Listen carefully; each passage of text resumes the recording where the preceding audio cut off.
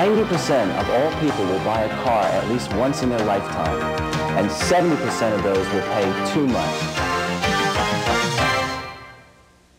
Welcome to an insider's guide to buying a new car. Since you bought this videotape, you are probably in the same positions as millions of other people. You're getting ready to buy a car. This videotape is designed to relieve the stress involved by showing you how to buy a car the smart way.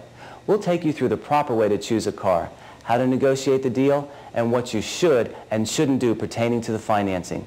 We'll also talk a bit about leasing a car versus buying one, and we'll answer some common questions for you. We're going to follow Mike and Marissa Gardner in the purchase of their new car, and we'll point out the things they are doing right and wrong. First, we'll talk about choosing your vehicle. This is probably the most fun part of the whole process, so don't rush through choosing your car. Test drive the cars in your class. Know what you want before you buy.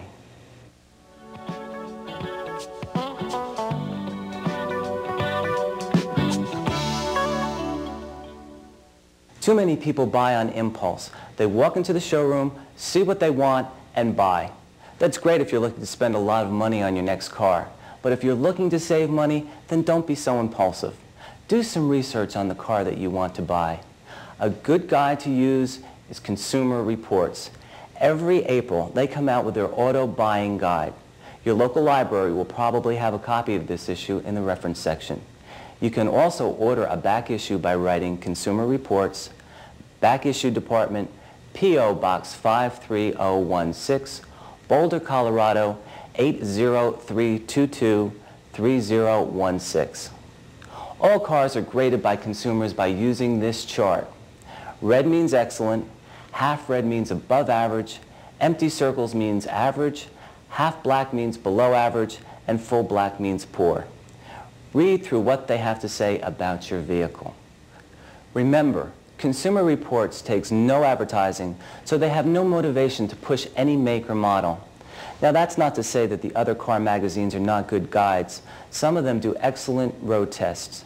Just keep in mind that a magazine might not want to print too many negatives about a company that's pumping a lot of advertising revenue into it. The most fun part of buying any car is the test drive.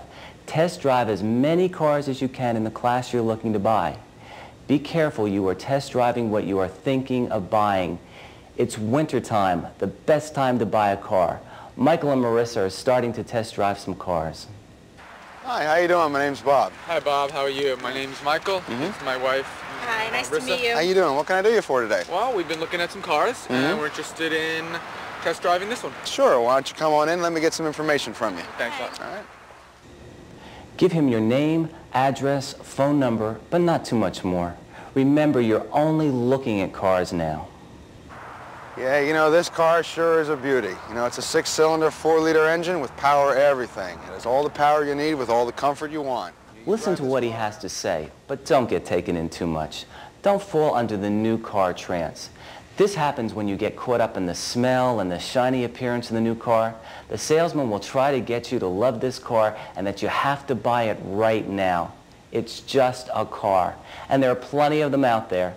Just drive it and see if you want this kind of car.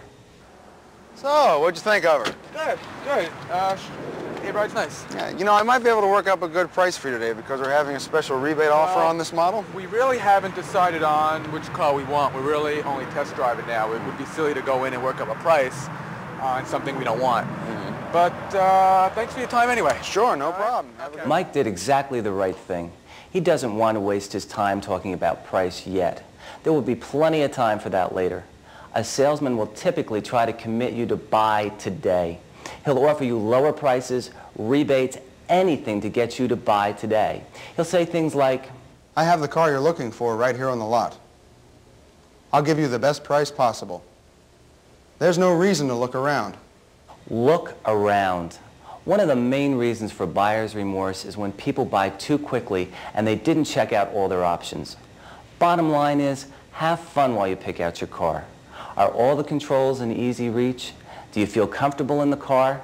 Take into consideration all the things you want in a car. Remember, don't be impulsive and buy the first car you see, and do your homework. And check out the car in the Consumer's Reports and other magazines. By the way, take a paper and pencil with you to all the dealers and make notes on each car. Typical notes should include year, make, model, engine size, sticker price, how the car rides, is it roomy enough, and whatever else is important to you. By taking notes, you'll be able to refer back to specific cars and your comparisons will be more accurate. Make sure you know exactly the kind of car you want to buy before you go in. That way you'll be able to better control the dealing process.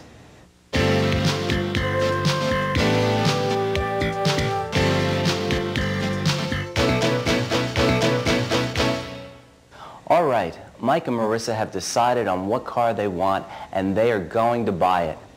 The average salesman sells a car 2 to 3 times a week. The average person buys one car every 3 or 4 years. As you can see, the salesman has the advantage. You can minimize his advantage by not being intimidated by him. And you don't necessarily have to believe everything he says either. A few guidelines to remember is shop at least 3 dealerships and know the dealer invoice price. We'll talk about dealer invoice price a bit later. Before you go into the dealership, one word of advice. Always find a young, inexperienced salesman. It might not make that much of a difference in the end, but they are typically hungry to make a sale and to impress their bosses. You have a better chance of making a better deal with someone who hasn't been doing this for a number of years. Also, the best time to negotiate are during the slow selling periods, such as the middle of the week or during the winter months. Try to arrive 40 minutes before closing time. The salespeople and the managers are tired and anxious to go home. Try to buy at the end of the month or the end of the year, or even better, both. The sales bonus levels come into play here, and sometimes the number of vehicles sold is, to some extent, more important than the profits on a given sale. Never negotiate on a weekend. The sales team is too busy selling to impulse buyers. The impulse buyers will spend more money quickly, so it goes without saying the sales team will be more interested in them because you are not an impulse buyer. Let's follow Mike and Marissa as they negotiate a deal to buy their new car. Hello, Mr. Gardner. It's good to see you again. Hi there, how are you? Good. Hi. How you doing? Well, we have decided on the car we want and we're ready to buy. Oh, great. Let's go find the car you want and take it for a ride. Okay. The salesman is a trained professional. He will first try to build a rapport with you so that you feel comfortable with him. He will then try to steer you toward one particular vehicle. Make sure this vehicle is exactly what you want. The right color, right kind of seats, manual or automatic transmission. Every feature you want should be in this car. If they don't have the car that you want on the lot, don't drive it. You've already driven the kind of car that you want, and unless they have the exact car, why test drive again? You can still negotiate a price because chances are the dealer will be able to get the car you want. When the car is delivered, you will drive it to make sure everything is fine anyway. All right, everything is going fine. Mike and Marissa didn't show too much enthusiasm about the car, but mentioned they were interested and will buy if and only if the numbers are right. Now we are inside the dealership and sitting at the salesman's desk. The mood will change. Now I'm going to use this form so I can figure out the value of your trade, the price of the car, the monthly payments and the down payment and so on. All right, let's talk about your trade first. Now I saw the car and I know that the car manager will allow about $800 for it. That's about what you were expecting, right? No, I don't think we're in the same ballpark here.